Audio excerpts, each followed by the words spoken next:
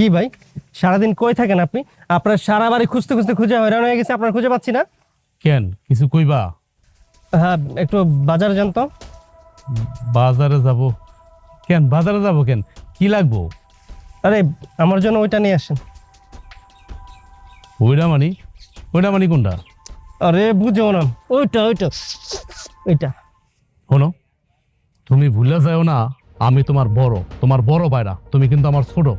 তুমি ছোট হয়ে আমারে কি দেখাইতেছো আবি দাবি? হ্যাঁ, কি ইশারা ইঙ্গিত করতেছো? তুমি তো ভারী একটা বেয়াদব। আর বেয়াদব হইবা না কেন? যারা বড় লোক হয় ম্যাক্সিমাম গুলো এরকম বেয়াদব হয়।